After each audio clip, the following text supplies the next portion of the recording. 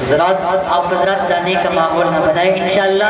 فوراً بعد حضرت طارق عمر صاحب کا انشاءاللہ کلام سننا ہے، اور ہم سب کے جانی پہچانی شخصیت حضرت مولانا شکیل احمد صاحب ندوی کا بھی انشاءاللہ ہم سب کو ان کی بھی نام سننا ہے۔ اور ان سے قبل کی ہم سب کے بیچ انٹرنیشنل شاعر تشریف رکھتے ہیں حضرت حافظ طارق عمر صاحب کا انشاءاللہ کلام سننا ہے، اور ان کا بھی حضرت مولانا لائق احمد صاحب دامت برکات ان کا بیان سننا ہے۔ اس کے بعد آپ حضرات اپنے اپنے گھروں کو جائیں۔ آپ کے روبرو حضرت مولانا جلال الدین صاحب القاسمی بھائی۔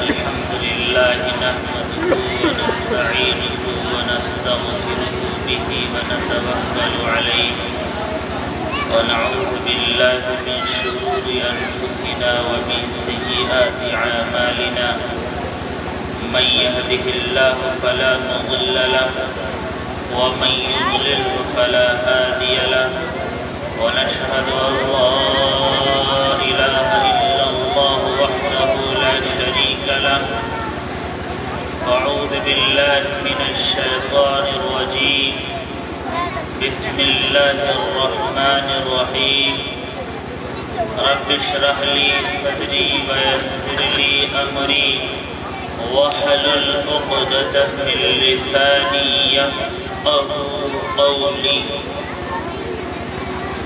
رب اشرح لي صدري ويسر لي أمري واحلل عقدة من لساني يفقهوا قولي رب اشرح لي صدري ويسر لي أمري واحلل عقدة من لساني يفقهوا قولي قال الله تبارك وتعالى في القرآن المجيد والفرقان الحميد في مقام آخر يا أيها الذين آمنوا ادخلوا في السلم كافة إلى آخر الآية. وقال النبي صلى الله عليه وسلم الصلاة عماد الدين. وقال النبي صلى الله عليه وسلم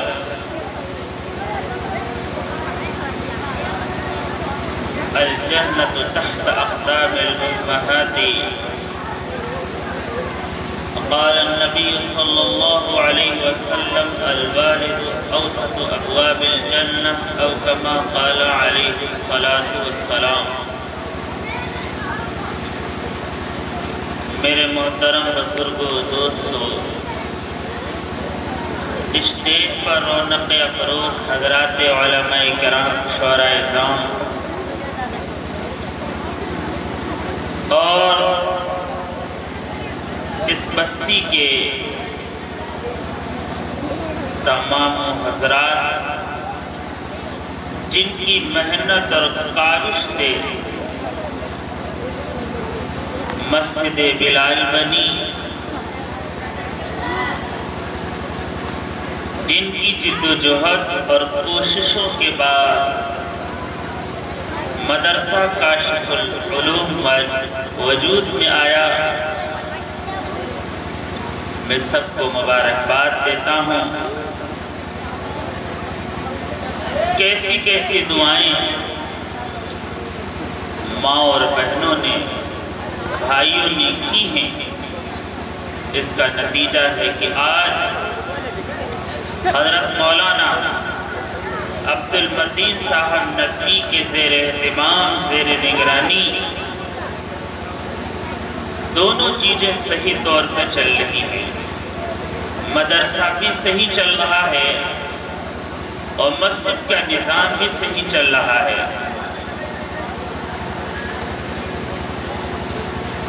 ابھی مسجد دیکھ کر کے آئے، بڑا دل خوش ہوا، دل سے دعا نکلی کہ اللہ تبارک و تعالی جن حضرات نے اس مسجد کے لیے دعائیں کی ہیں، اللہ تعالیٰ ان کی تمام جائز تمناؤں کو قبول فرمائے اور بن جہاں کے تمام ساتھیوں کی تمام جائز تمناؤں کو قبول فرمائے، ان کی نسلوں میں حافظ، قاری، عالم بعمل بنائے۔ اللہ تبارک و تعالی عزتوں کے تمام انبار ان کے گھروں کے اندر لگائے، ان کے دامن کے اندر اللہ تبارک و تعالی تمام عزتیں ڈال دے۔ میں کن کا نام لوں؟ تمام حضرات میرے بھائی اور بزرگوں، دوستوں، داد کے مستحق ہیں۔ اللہ تبارک و تعالی تمام حضرات کی اس محنت کو، جد و جہد کو، کوشش کو قبول فرمائے۔ جنہوں نے محنت کی، جنہوں نے دعائیں کی، جنہوں نے چندہ دیا، جو چندہ لے کر کے آئے، جنہوں نے رسید کاٹی، جنہوں نے ایک اینٹ دی، جنہوں نے ایک کٹا سیمنٹ کا دیا، اللہ تبارک و تعالی سب کے جذبات کو، سب کی محبت کو قبول فرمائے۔ میرے بھائیوں اور بزرگوں، دوستوں، اللہ کے نبی علیہ السلام مکے میں رہتے ہیں۔ مکے کے ساتھی اللہ کے نبی علیہ السلام کو پریشان کرتے ہیں، ستاتے ہیں، گالیاں بکتے ہیں، جس میں اطہر کے اوپر تھوکتے ہیں۔ نبی صلی اللہ علیہ وسلم نماز پڑھتے ہیں تو اونٹ کی اوجڑی ان کے اوپر لاد دیتے ہیں۔ ہر طریقے سے ستایا اور پریشان کیا جا رہا ہے۔ اللہ کے نبی علیہ السلام پھر بھی برداشت کر رہے ہیں، اور اللہ کے دین کی محنت مکے کی گلیوں میں، مکے کے ساتھیوں پہ، اپنے خاندان والوں پہ، تمام ساتھیوں پہ چل پھر کر کے اللہ کے دین کی محنت کو کر رہے ہیں۔ اللہ کے نبی علیہ السلام ہمت نہیں ہارے۔ ایک دن وہ آیا مختصر عرضی ہے کہ اللہ نے فرمایا کہ اے نبی، آپ اپنے ساتھیوں کو لے کر کے مدینے کی طرف ہجرت کیجیے۔ اللہ کے نبی علیہ السلام اپنے ساتھیوں کو لے کر کے مدینے کی طرف ہجرت کی، اور مدینے پہنچ کر کے اللہ کے نبی علیہ السلام نے سب سے پہلے مسجد کی تعمیر فرمائی، جس کو مسجد نبی کہتے ہیں۔ سب سے پہلے اللہ کے نبی علیہ السلام نے مسجد نبی کی تعمیر فرمائی، کیونکہ اللہ کا گھر جہاں ہوتا ہے، اللہ تبارک و تعالی اس بستی والوں کی حفاظت فرماتا ہے۔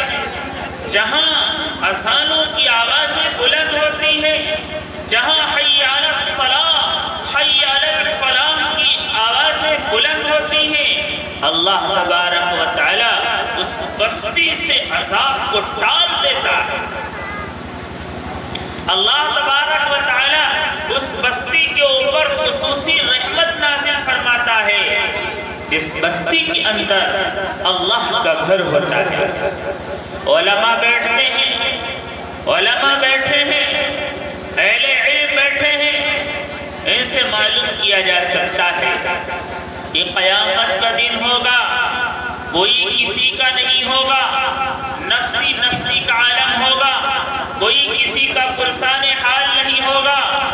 اللہ تبارک و تعالی فرشتوں کو بلا کر کے اعلان کرے گا کہ اے فرشتوں، جاؤ میرے پڑوسیوں کو بلا کر کے لاؤ، میں بغیر حساب و کتاب کے اپنے پڑوسیوں کو جنت میں داخل فرما دوں۔ فرشتے عرض کریں گے اللہ تیرا پڑوسی کون؟ پڑوسی تو اس کا ہوتا ہے جس کا کوئی گھر ہو، پڑوسی تو اس کا ہوتا ہے جس کا کوئی محلہ ہو، پڑوسی تو اس کا ہوتا ہے جس کا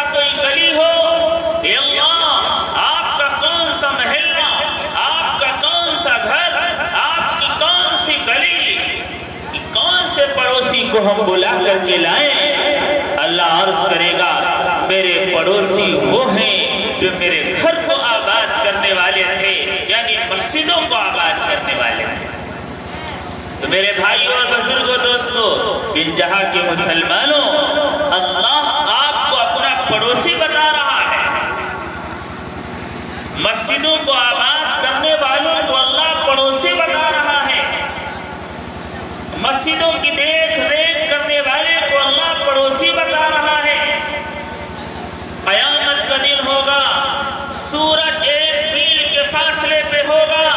میری ماں اور بہنوں تم بھی سنو، میرے بھائیوں تم بھی سنو، کوئی کسی کا پرسان حال نہیں ہوگا۔ جس ماں نے 9 مہینے اپنے پیٹ میں اپنے بچے کو رکھا ہے، وہ ماں بھی اپنے بیٹے کو دیکھ کر کے بھاگ رہی ہے۔ وہ باپ جس نے سردی کو سردی نہیں سمجھا، گرمی کو گرمی نہیں سمجھا، برسات کو برسات نہیں سمجھا کہ کہاں سے کماؤں، کہاں سے لاؤں، میرا گھر صحیح بنے، میرے بچے کا کاروبار صحیح بنے، میرے بچے کی شادی کیسے ہو، میرا بچہ ترقی کیسے کرے، وہ باپ بھی اپنے بیٹے کو دیکھ کر کے بھاگ رہا ہوگا۔ ایسے عالم میں اللہ تبارک و تعالی 7 آدمی ایسے ہوں گے جن کو اللہ تبارک و تعالی اپنے عرش کا سایہ دے گا۔ کوئی سایہ نہیں، کوئی درخت نہیں، کوئی پرسان حال نہیں، کوئی دیکھنے کے لیے تیار نہیں۔ ایسے عالم میں اللہ تبارک و تعالی 7 آدمی ایسے ہوں گے جن کو اپنے عرش کا سایہ دے گا۔ اس میں سے ایک آدمی وہ ہوگا جس کا دل ہر وقت مسجد میں لگا رہتا ہے، وَرَجُلٌ قَلْبُهُ مُعَلَّقٌ فِي الْمَسَاجِدِ، جس کا دل ہر وقت مسجد میں لگا رہتا ہے، اللہ تبارک و تعالی اس کے اوپر سایہ فگن کیے ہوئے ہوگا۔ کوئی سایہ نہیں ہوگا، کوئی درخت نہیں ہوگا، کوئی پرسان حال نہیں ہوگا، لیکن جس کا دل مسجد میں لگا رہتا ہے، اللہ تبارک و تعالی اس کو اپنے عرش کا سایہ دے گا۔ مسجد میں دل کیسے لگا رہتا؟ میرے جوانوں سنو، میری ماں اور بہنوں تم بھی سنو، مسجد میں دل ایسے لگا رہتا ہے، فجر کی نماز پڑھ کر کے گیا ہے، اپنی دکان میں گیا، اپنے کھیت میں گیا، اپنے کاروبار میں گیا، اپنی پھیری میں گیا، اپنی کاشتکاری میں گیا، لیکن کاشتکاری کرتے کرتے اس کو فکر یہ ہے کہ مجھے یہ کام نپٹا کر کے جلدی سے ظہر کی نماز ادا کرنی ہے۔ ظہر کی نماز ادا کی، اپنے کام دھندے میں لگایا، بازار میں گیا، اپنی ضروریات کو پورا کیا، اپنے کھیت کھلیان میں گیا، اپنی ضروریات کو پورا کیا، لیکن میرے بھائیوں اس کے دل کی طرف یہ ہے کہ مجھے عصر کی نماز ادا کرنی ہے۔ عصر کی نماز ادا کی، مغرب کی نماز کی فکر میں ہے، مغرب کی نماز ادا کی، عشاء کی نماز کی فکر میں ہے، عشاء کی نماز پڑھ کر کے بستر کے اوپر سویا تو اس کو فکر لگا ہوا ہے کہ جلدی سے مجھے نیند آ جائے تاکہ مجھے جلدی سے اٹھنے کا موقع اللہ فجر کی نماز سے پہلے دے دے۔ اسی فکر میں لگ کر کے یہ سویا ہے تو اس کا دل ہر وقت مسجد میں لگا رہا، اللہ تبارک و تعالی اس کو اپنے عرش کا سایہ دے گا۔ عشاء کی نماز کے بعد علماء بیٹھے ہیں، بہت ہی استعداد عالم، بہت ہی جید علم، عالم باعمل، عالم باکمال، حضرت مولانا لعین احمد صاحب قاسمی جو بڑے بڑے مدرسوں کے اندر بڑی بڑی کتابیں پڑھاتے ہیں، ان سے معلوم کر لیا جائے۔ اپنے امام صاحب مولانا عبد المتین ندوی جو آپ کے امام ہیں، میں تو یہ کہوں گا یہ ایسا شخص ہے کہ جس شخص کے بارے میں کسی شاعر نے کہا تھا کہ رہے دریا میں، پھرے دریا میں اور دریا سے بالکل بے تعلق ہوں، پھرے دریا میں، میرے بھائی اور بزرگوں دوستوں بالکل دریا میں رہیں، اور دریا کے اندر جو چیز ہوتی ہے وہ کیا؟ پانی بالکل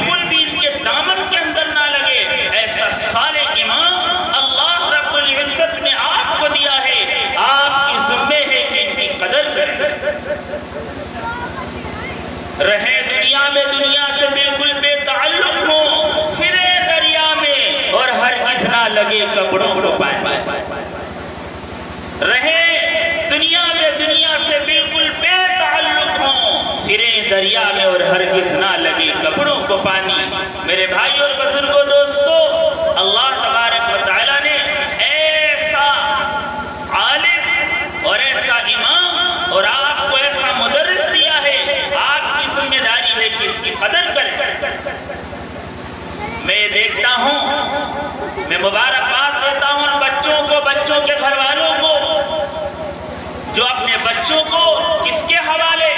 اس نوجوان صالح عالم کے حوالے کرتے ہیں. یہ میرا بیٹا آپ کے حوالے ہے, یہ میری بیٹی آپ کے حوالے ہے. لو, جیسے چاہو ویسے پڑھاؤ, جیسے چاہو ویسے سکھاؤ.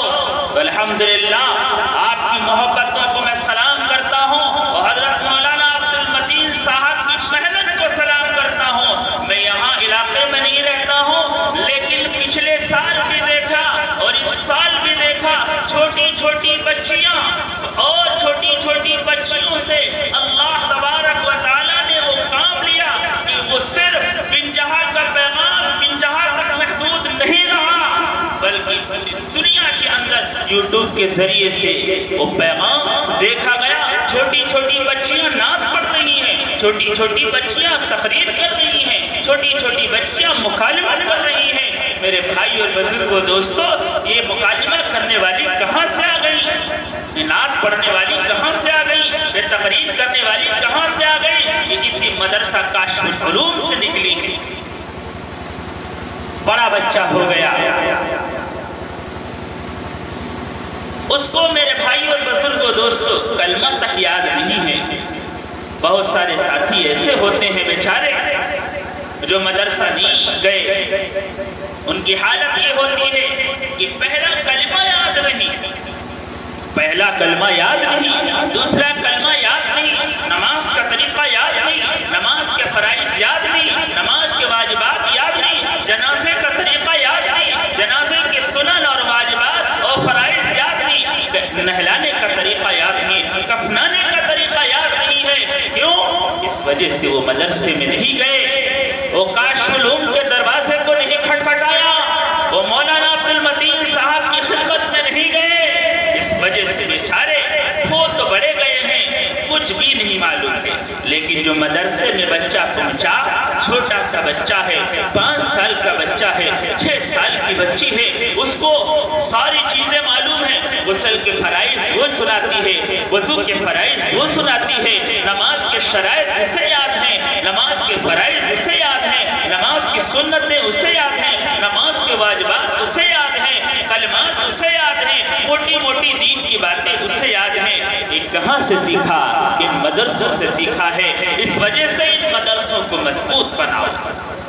اپنے بچے کو میرے بھائی اور بزرگوں دوستوں مدرسے کے اندر داخل کرو. میں عرض یہ کر رہا تھا کہ عشاء کی نماز کے بعد صرف میرے بھائی اور بزرگوں دوستوں یہ تو یا تو قرآن کی تلاوت کرے, یا ذکر کرے, یا دین کی بات کہے, یا دین کی بات سنے.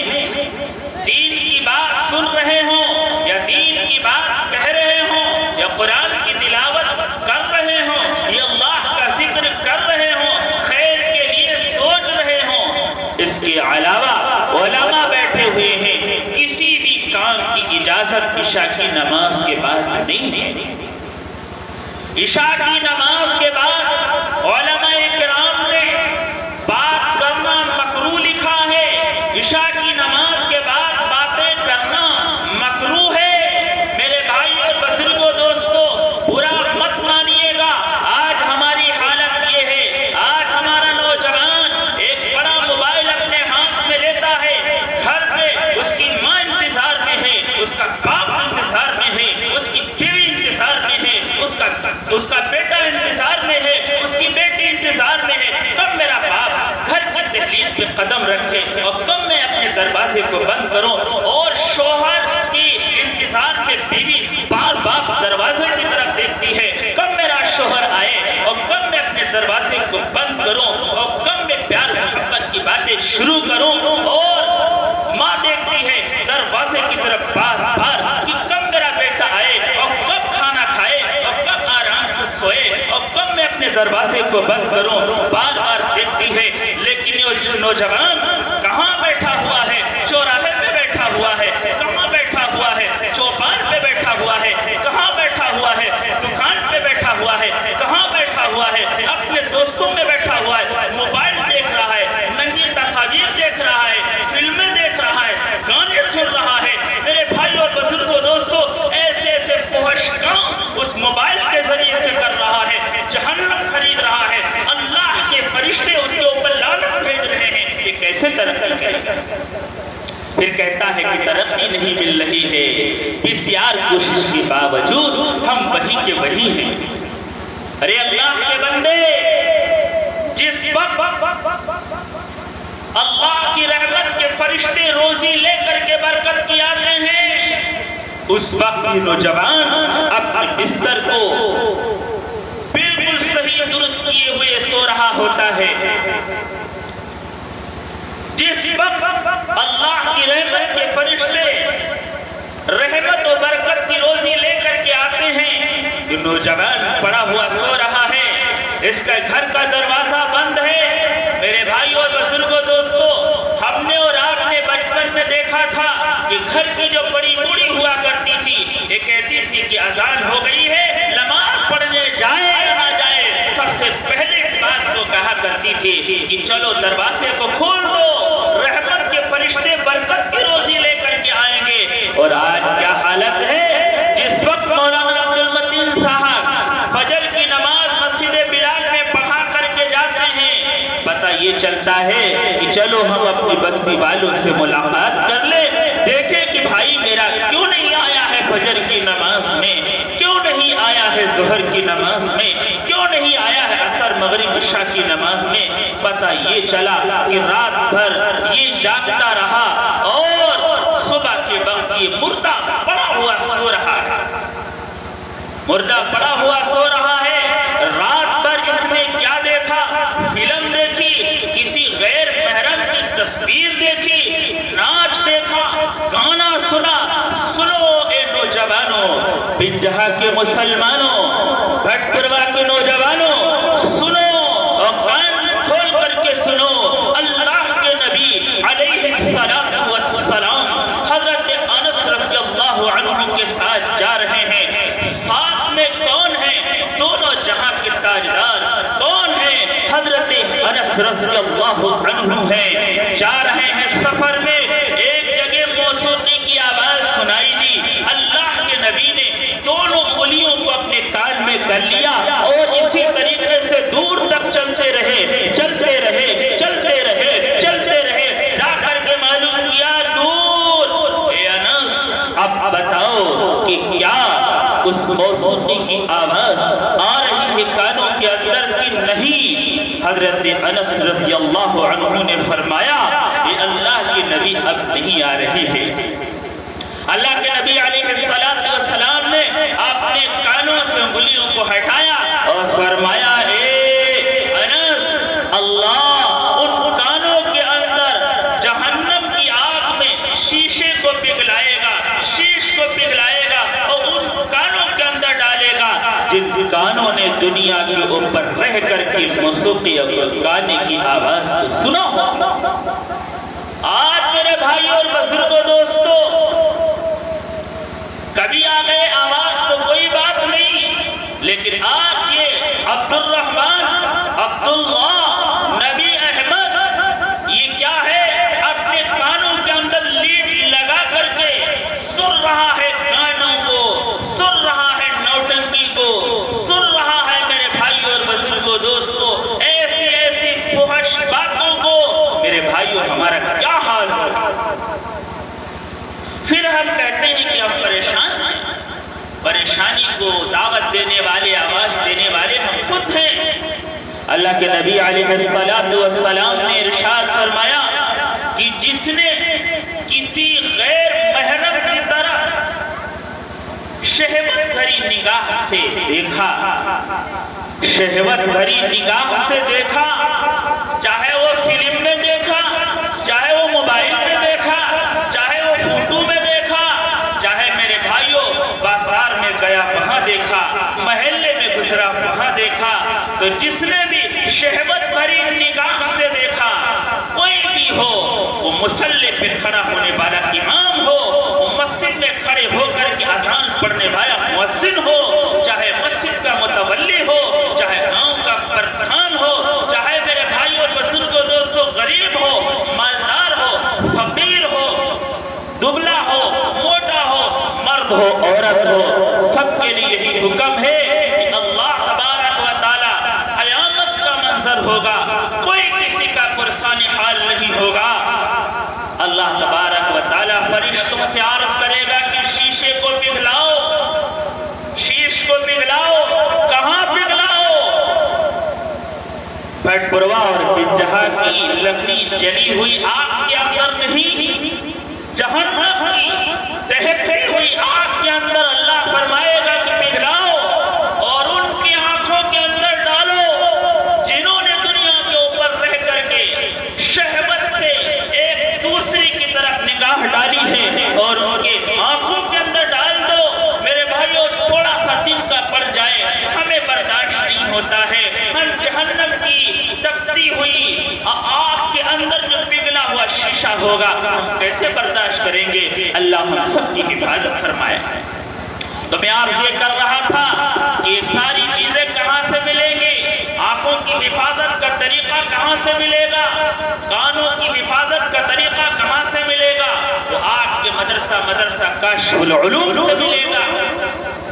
آپ کا یہ بچہ یہ ساری چیزیں کہاں سے سیکھ کر کے آئے گا؟ یہ ساری چیزیں علم دین کے ذریعے سے حاصل ہوتی ہیں، یہ ساری چیزیں علماء کی صحبت سے حاصل ہوتی ہیں، یہ ساری چیزیں اللہ والوں کی صحبت سے حاصل ہوتی ہیں۔ اس وجہ سے اپنے بچوں کو علم دین ضرور حاصل کرانا چاہیے۔ میرے بھائیوں، میں ایک بات عرض کیا کرتا ہوں کہ یہ ہماری نسل ہے، اگر یہ برباد ہو گئی تو یہ کبھی بننے والی نہیں ہے۔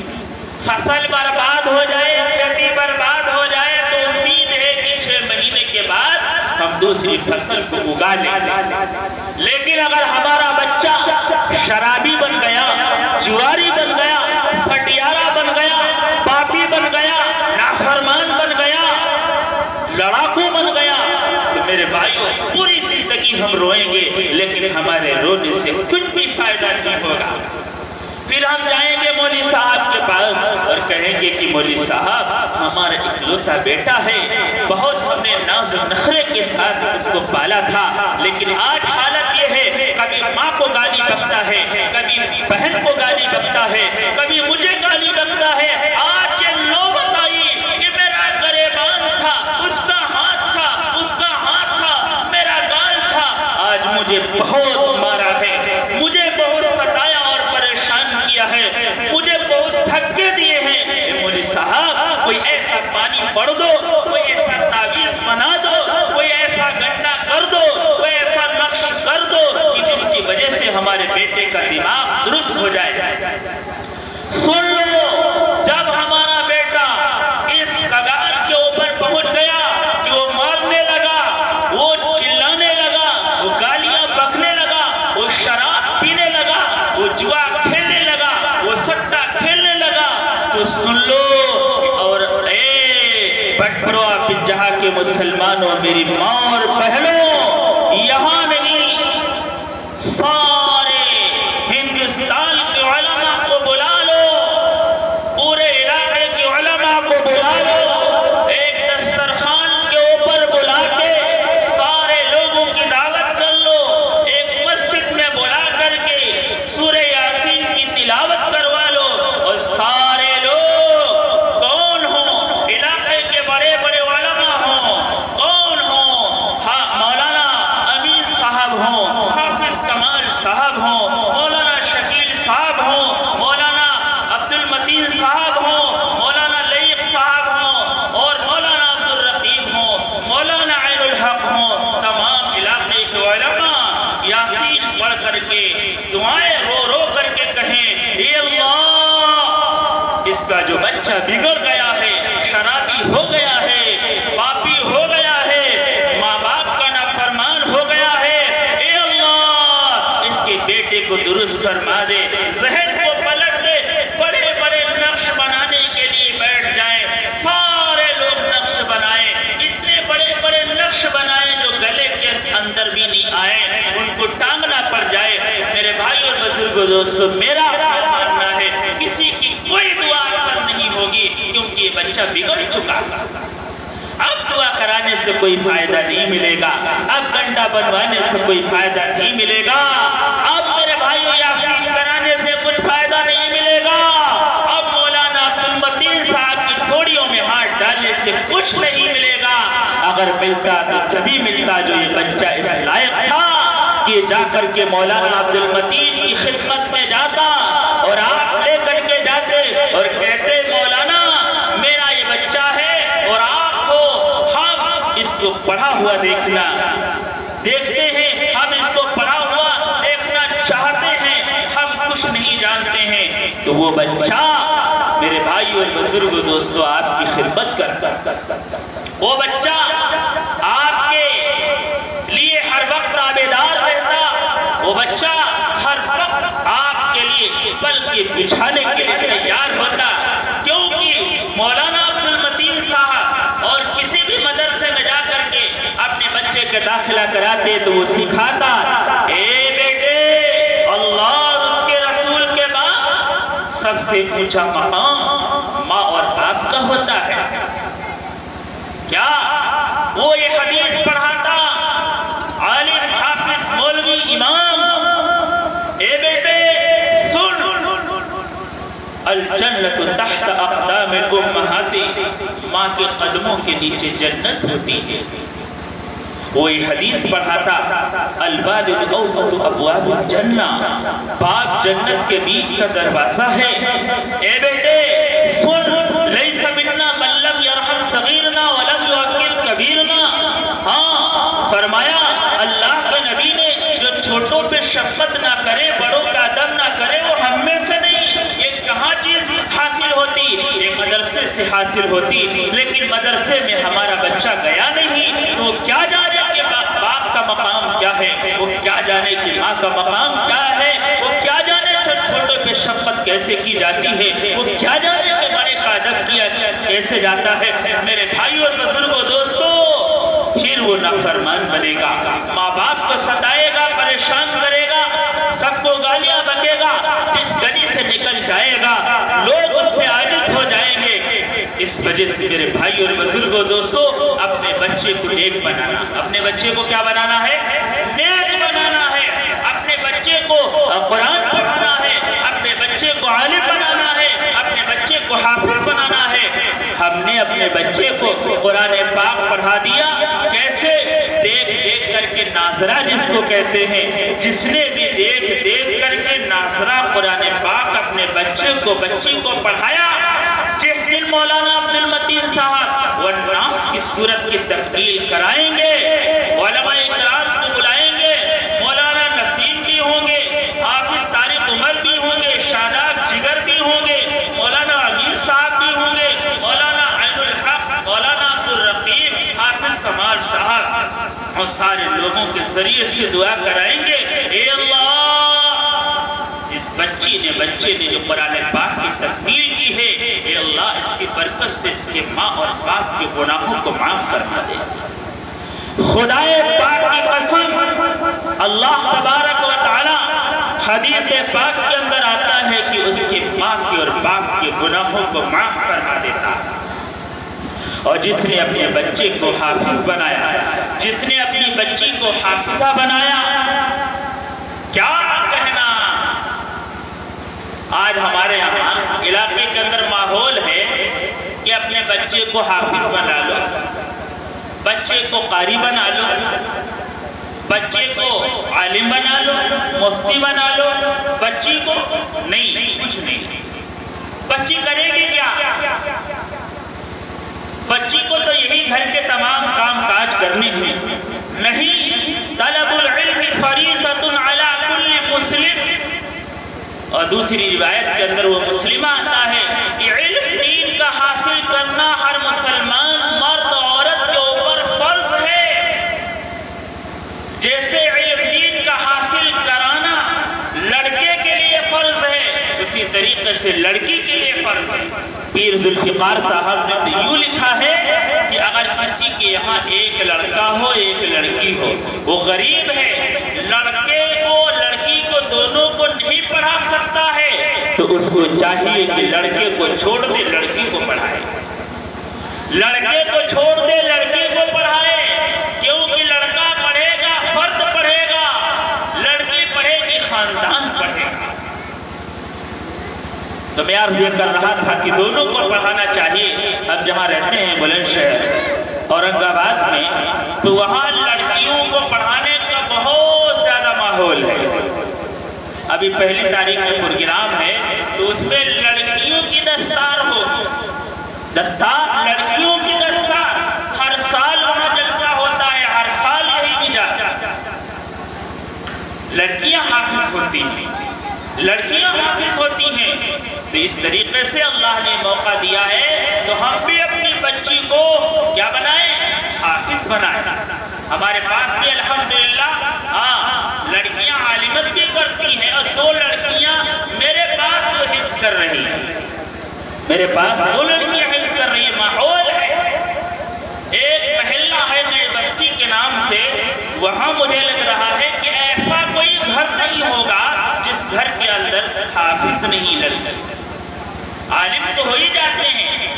میرے بھائی اور بزرگوں دوستو، اگر ہماری بچی حافظ بن گئی، عالمہ بن گئی، تو جانے کتنے لوگوں کی ہدایت کا ذریعہ بنے گا۔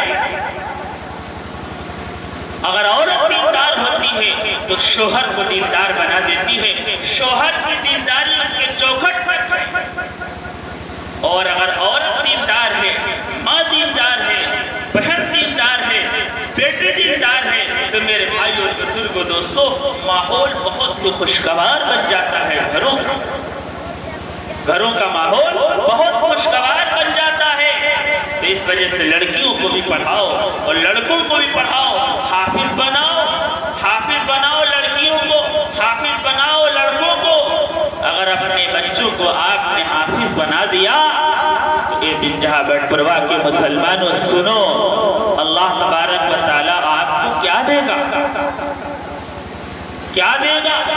قیامت کا دن ہوگا، کوئی کسی کا پرسان حال نہیں ہوگا، نفسی نفسی کا عالم ہوگا۔ ایسے عالم میں اللہ تبارک و تعالیٰ حافظ قرآن کے ماں اور باپ کو بلائے گا، آپ ادھر آؤ، فرشتوں سے عرض کرے گا کہ ان کے سر کے اوپر تاج باندھو۔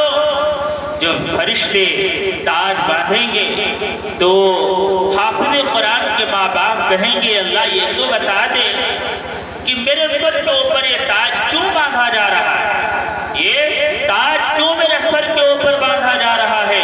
اللہ فرمائے گا کہ اس وجہ سے کہ تمہارے بچے نے حافظ قرآن کیا، تمہارا بچہ حافظ قرآن ہے، اس کے صدقے طفیل میں تمہارے سر کے اوپر یہ تاج باندھا جا رہا ہے۔ وہ تاج ایسا ویسا نہیں ہوگا، وہ تاج ایسا ہوگا کہ اس کے اندر ایسی چمک اور ایسی روشنی ہوگی یہ سورج اس کے سامنے پھیکا پڑ جائے گا، یہ سورج اس کے سامنے پھیکا پڑ جائے گا۔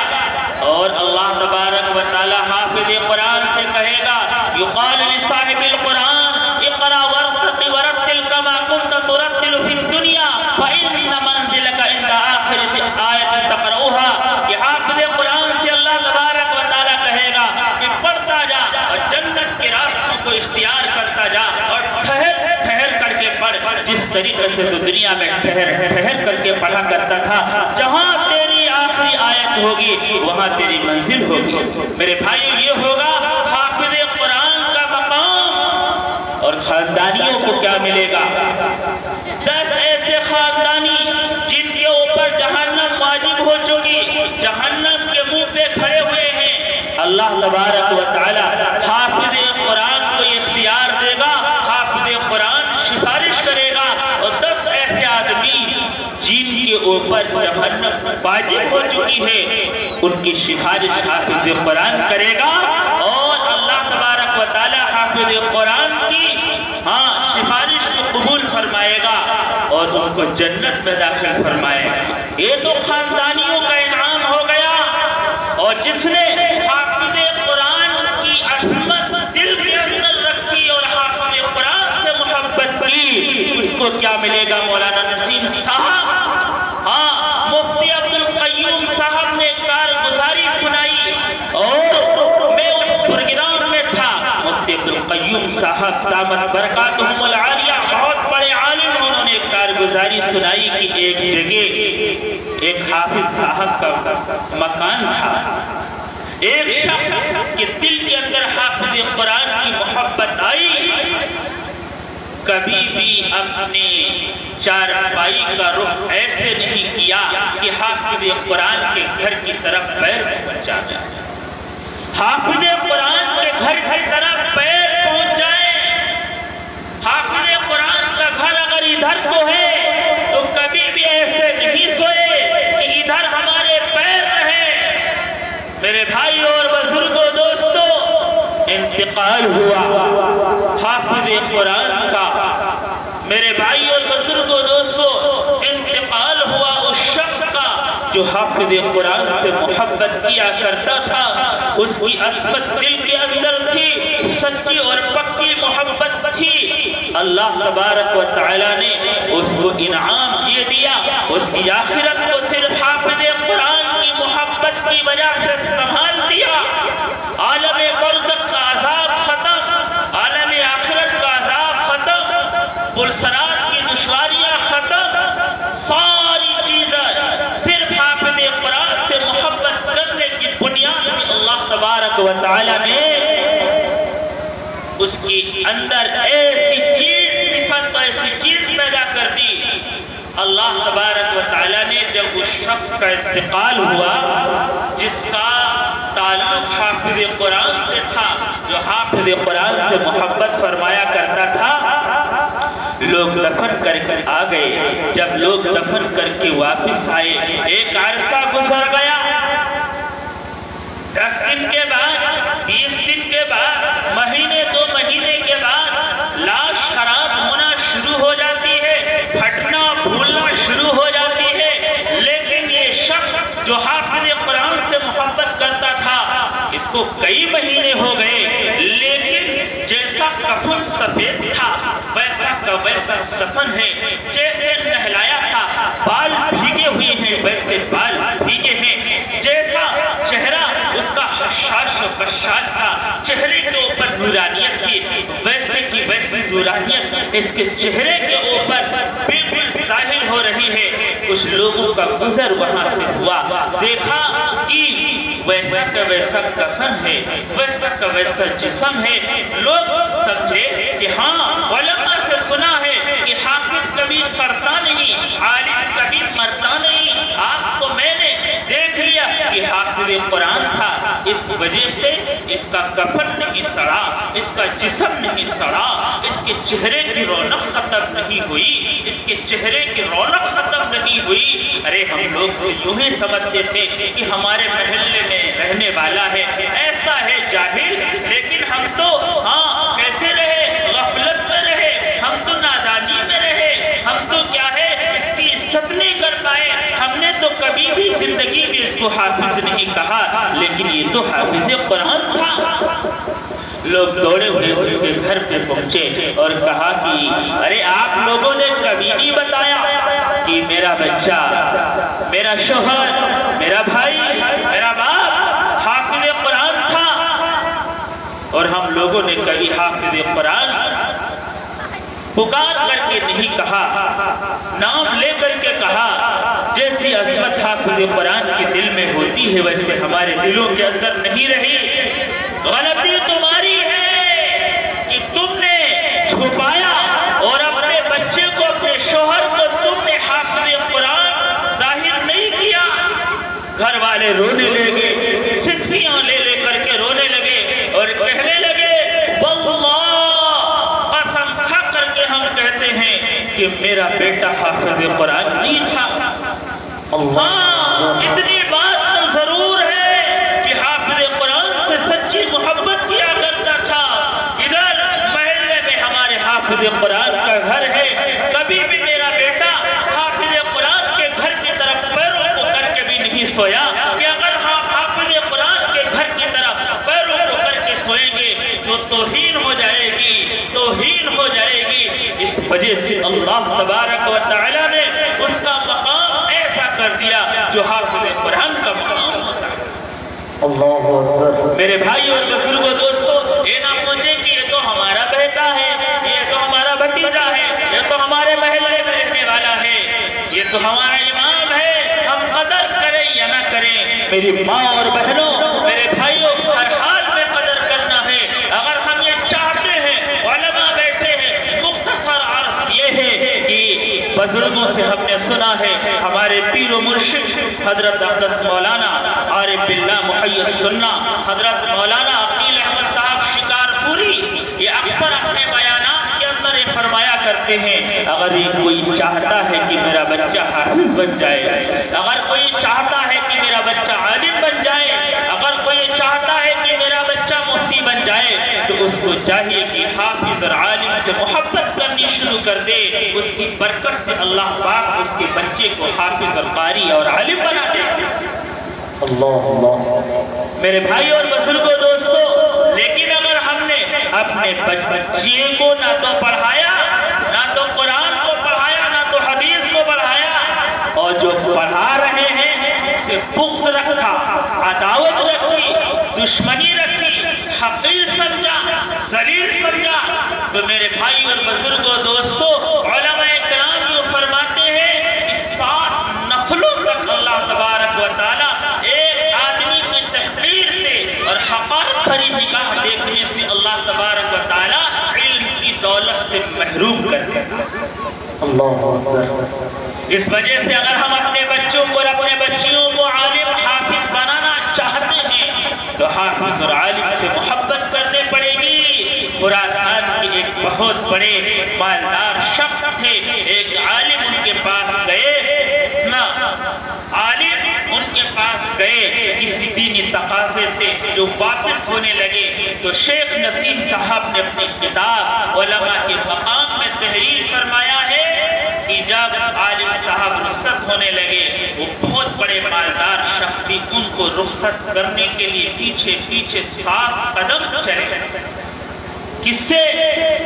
عالم کو رخصت کرنے کے لیے ہمارے مہمان ہیں، اور یہاں سے ایک مسئلہ سمجھ لیجئے کہ اگر ہمارے یہاں کوئی مہمان آئے تو بڑھ کر کے اس کا استقبال کیجئے، سنت کیا ہے؟ سنت ہے۔ اور دوسرے کوئی مہمان رخصت ہو تو اس کو چل کر کے رخصت کیجئے، یہ بھی سنت ہے۔ کیا ہے؟ یہ بھی سنت ہے۔ اور دوسری چیز میں بتاؤں، اگر کوئی مہمان آ جائے تو مہمان کی آمد کے اوپر خوش ہونا چاہیے، منہ چھوٹا اور بڑا بنانا نہیں چاہیے۔ کہاں سے آ گیا، کام ویسے نہیں چل رہا، 200-400 روپے کا ویسے نقصان ہو جائے گا، اور کئی کہنا شروع کر دیں کہ لو، ہم تو یہ سوچ رہے تھے کہ ہم دوپٹہ لے آئیں گی، ہم تو یہ سوچ رہی تھی کہ ڈھالے اور بندا اور نتھنی لے آئیں گی، کہاں سے آ گئے؟ بعض عورتیں یہ کہہ دیتی ہے اپنے یہاں کی بھاشا میں، یہ کہاں سے پھاٹ پڑے؟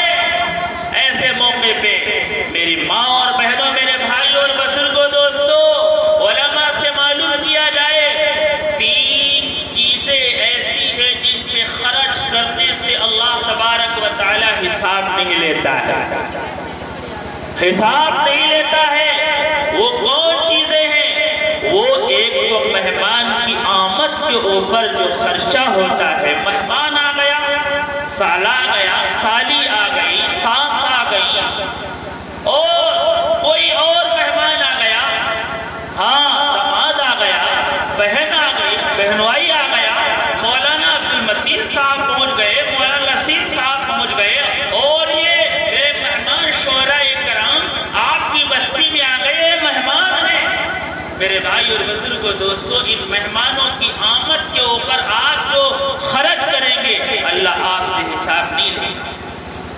اسی طریقے سے رمضان المبارک کا بابرکت مہینہ آ رہا ہے، بابرکت مہینہ رمضان المبارک کا آ رہا ہے، سحری کے لیے آپ جو خرچ کریں گے، افطار کے لیے جو خرچ کریں گے، چاہے جتنے لوازمات آپ اکٹھا کریں افطار کے لیے، چاہے جتنی چیزیں آپ اکٹھا کریں سحری کے لیے، سحری اور افطار میں جو خرچہ آپ کا ہوگا، اللہ پاک اس کے اوپر کوئی حساب نہیں دے گا۔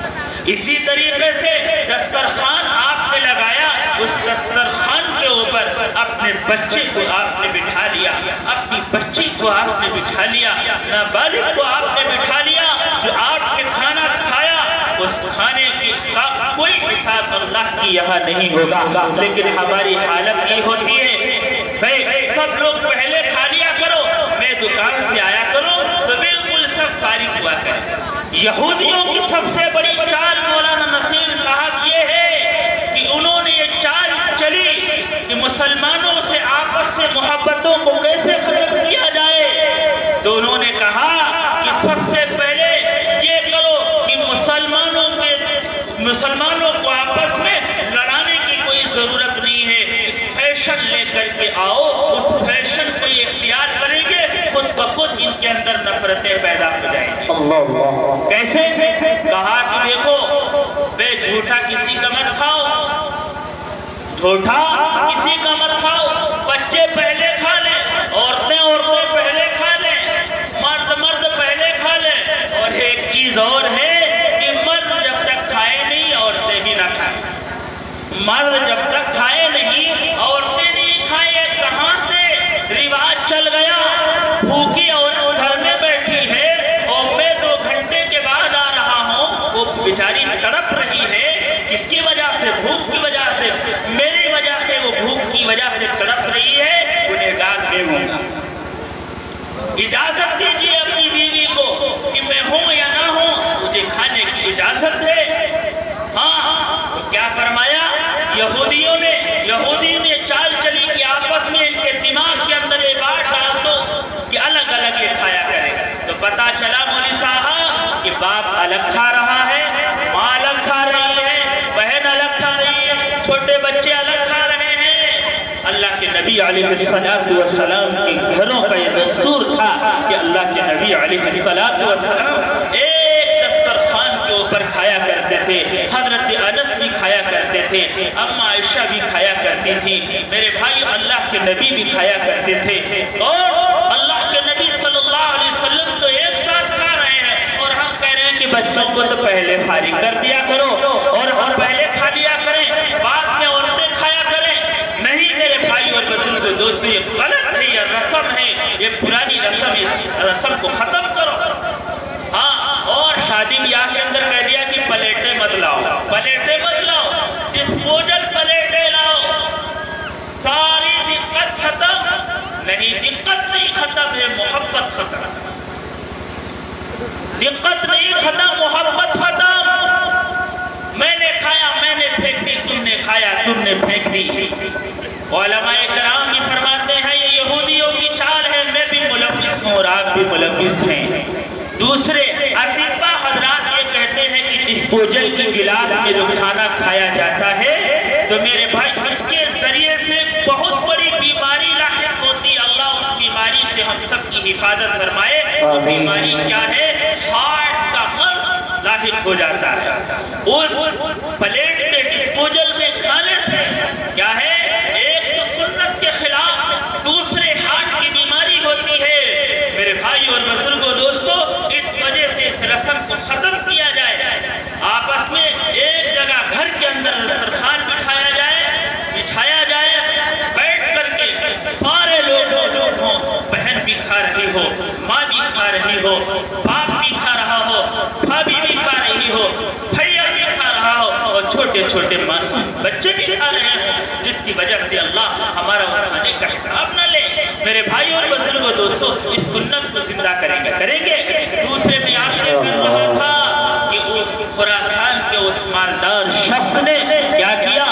عالم صاحب کو بھیجنے کے لیے 7 قدم تک آیا، خواب میں اللہ کے نبی علیہ السلام آئے اور کہنے لگے، اے مالدار شخص، اے خراسان کے بہت بڑے مالدار شخص، سن اور کان کھول کر کے سن، تو نے میرے ایک عالم کی عزت کی اور 7 قدم پیچھے گیا اور ان کو رخصت کیا اور عزت کے ساتھ رخصت کیا۔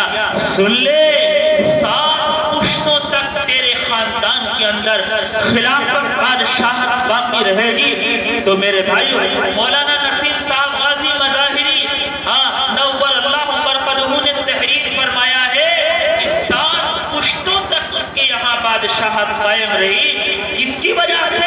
ایک عالم کی عزت کرنے کی وجہ سے۔ اللہ ہم سب کو بھی توفیق عطا فرمائے۔ ایک واقعہ بتا کر کے میں اپنے بات کو ختم کرتا ہوں۔ بات یہ تھی کہ ایک تو ہم اپنے دسترخوان کے اوپر عورتوں کو نہیں بٹھاتے ہیں، ماں کو نہیں بٹھاتے ہیں، اور اپنی بیوی کو نہیں بٹھاتے ہیں، اپنی بیٹی کو نہیں بٹھاتے ہیں۔ میں کھا لوں، بچے تو تم کھاؤ۔ میرے بھائی اور بزرگوں دوستوں، یہ رسم جاہلیت کی رسم ہے، اس رسم کو انشاءاللہ ہم سب کو توڑنا ہے، کریں گے انشاءاللہ۔ ہم سب کو توڑنا ہے۔ بیوی اپنے شوہر کا جھوٹا پی سکتی ہے اور کھا بھی سکتی ہے، شوہر اپنی بیوی کا جھوٹا کھا بھی سکتا ہے اور پی بھی سکتا ہے۔ آپ کہو گے یہ کیسے؟ میرے بھائی اور بزرگوں دوستو، اللہ کے نبی علیہ السلام کی سب سے چہیتی اور سب سے پیاری کون؟ اما عائشہ رضی اللہ عنہا۔ اللہ کے نبی علیہ السلام اپنی بیویوں سے محبت فرمایا کرتے تھے، اپنی بیویوں کا کام کاج کر دیا کرتے تھے، اپنی بیویوں کا کام بتا دیا کرتے تھے۔ بھٹپروا کی بازار ہو، اے بھٹپروا اور بنجہا کے مسلمانوں اور نوجوانوں سنو، آپ اگر کوئی چیز لے کر کے بازار سے آتے ہو، دیر ہو جاتی ہے اور آپ کی بیوی اگر دیر کر دیتی ہے کھانا پکانے میں، تو یہ نہیں ہے کہ آپ ان کے اوپر سوار ہو جاؤ، آپ ان کے اوپر غصہ گرمی دکھانے لگو، آپ ان کو مارنے پیٹنے لگو۔ یہ غلط ہے، یہ جہالت ہے، یہ جاہلیت کا طریقہ ہے۔ اللہ کے نبی کا طریقہ سنو، اللہ کے نبی کی محبت اپنی بیوی کے ساتھ سنو اور اس جہالت کو ختم کرو۔ ایک مرتبہ اللہ کے نبی علیہ السلام گھر میں داخل ہوئے اور کہنے لگے، عائشہ بتاؤ کھانا تیار ہے، لاؤ، مجھے بھوک لگی ہے، میں کھانا کو کھاتا ہوں۔ میں روٹی لاؤ، روٹی تیار ہے، میں روٹی کو تناول فرماؤ، مجھے بھوک لگی ہے۔ اب عائشہ کہنے لگی، اے اللہ کے نبی، مجھے تو روٹی پکانی نہیں آتی، مجھے تو روٹی پکانی نہیں آتی، تو میں پکاتی کیسے؟ اچھا، آپ کو یہ عائشہ روٹی پکانی نہیں آتی؟ نہیں اللہ کے نبی، مجھے روٹی پکانی نہیں آتی ہے۔ اچھا، آپ کو نہیں آتی ہے؟ اللہ کے نبی علیہ السلام خود لے کر کے آٹا آئے اور خود اللہ کے نبی نے گوندھا اور خود اللہ کے نبی نے روٹیاں پکائیں اور خود اللہ کے نبی نے توے پہ ڈالی اور خود اللہ کے نبی نے سینکی اور فرمایا، اے عائشہ روٹی تیار ہو گئی، تم بھی کھاؤ اور میں بھی کھاؤں۔ یہ ہے نبی علیہ السلام کی سیرت اور یہ ہے نبی صلی اللہ علیہ وسلم کا طریقہ۔ ہر شعبے کے اندر آپ کو نبی علیہ السلام کا طریقہ ملے گا۔ لَقَدْ كَانَ لَكُمْ فِي رَسُولِ اللَّهِ أُسْوَةٌ حَسَنَةٌ۔ اللہ کے نبی علیہ السلام نے روٹی پکائی اور میں اور تم ہوتے تو کیا ہوتا؟ اچھا، روٹی نہیں پکائی، موج نہیں رہی ہوگی، موج بہت ہی آرام میں ہو۔ ہم تو یہ ہے کہ بس شادی کرنا نہیں چاہتے تھے، بس ابا